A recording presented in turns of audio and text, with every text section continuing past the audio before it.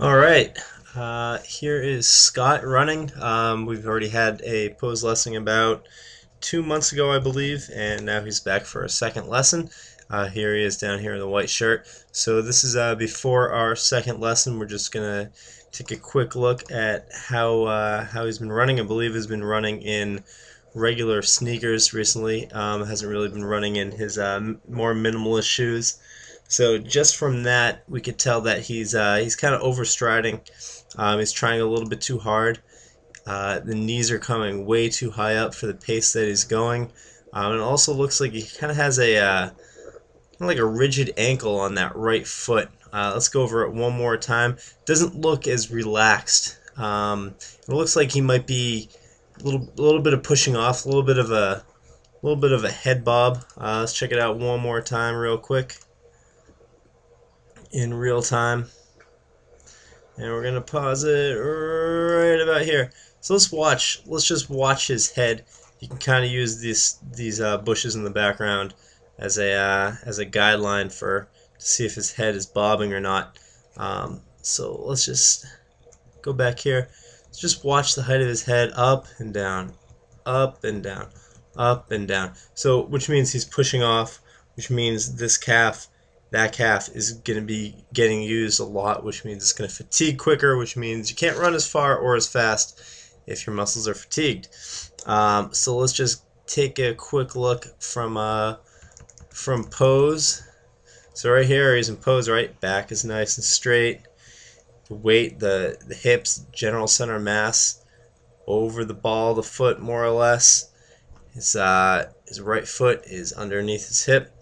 So what we want to see is him pulling that left foot directly up underneath that hip instead of pushing off. I'm going to bet you can see it right here. Here we go. So instead of pulling that foot, he's pushing off. And you can see it just by the height of his head. Look where his head goes in the next frame. Boom, it's up here. He's pushing vertically as opposed to letting gravity take him forward. Both feet are off the ground. Legs are nice and bent. His knee is nice and bent, which is good. He's not leaving it on the ground for too long. But look at all that height he's getting.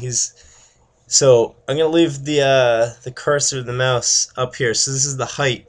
This is how basically as high as he gets. Right about here is where the tip of the mouse is. Look how low he comes from. I mean, that's this distance. Yeah, it might not look like much, but that's a pretty big vertical leap that he's making every single stride. But he does have a pretty compact stride, which is not bad. Again, from pose, position, back is nice, straight. That's what we like to see.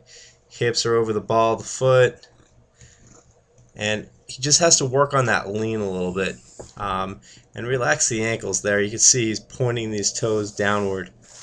Just relax that ankle. It's gonna get there, but pretty compact stride. That's good. And let's check it out after about 45 minutes to an hour of pose. Faster cadence, right? The knees aren't driving nearly as high. Nice compact stride. Still looks like he's pointing with that right foot. Looks faster. Yeah, he was running at a little bit of a faster pace. But to me, it looks a lot better. Still getting those knees. Actually, no, it's not too bad. Just has to maybe loosen up a little bit. Just checking out his upper body. Still looking a little bit rigid. Maybe work on that lean a little bit more. Let's check it out. Let's do a little freeze frame action over here. It's going nice, a pretty good clip. So let's see what we want to look for to see if he's jumping up and down, or if he's just going in a nice straight line. So let's get him into pose. So boom, he's in pose more or less. The hip is the foot is a little bit behind his hip. That's just the way the frame stopped right there. But back is pretty straight. Head is looking forward. Make sure that make sure your head is straight and you're not jutting your neck out forward like a turtle. You gotta be careful about that when fatigue sets in. That's what happens a little bit. Not the end of the world though. So again, let's see him pull this left foot up off the ground. Pull it. There it goes. So the foot's off the ground. It doesn't really remain straight. He always has that good bend in that knee, right? His leg does not get straight, which is great. Coming forward, boom, compact stride. The foot is down. Doesn't look like it's really pointing this time. So is there weight on that foot? Yes, maybe a tiny bit of weight in the foot. Boom, weight on the foot. He's already almost back in pose. Just letting gravity have him fall forward. So it's a lot more of a compact stride and quicker steps, as long as you remember that lean and you're leaning with, like, back it up a little bit. You want to be leading with those hips, leading with the chest, thinking about that. Of course, as we know, the lean comes from where? It comes from the ankles, right? Lean comes from the ankles. But you want to pretend or imagine or perceive that your hips are what's leading you and your chest is what's leading you. You don't want to have a bend in your back. You want to keep your back nice and flat. You want to imagine yourself falling forward, and all you're doing is picking your feet up off the ground, getting them out of your way so your torso can go forward. Let's watch it from the beginning one last time in regular speed.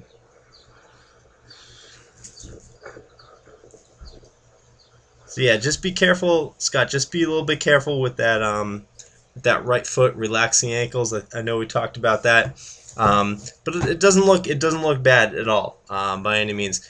Keep practicing the pulling drills. Keep practicing the leaning drills, and just relax. You know, just relax. Try not to overthink it too much, and keep practicing. Pretty good job.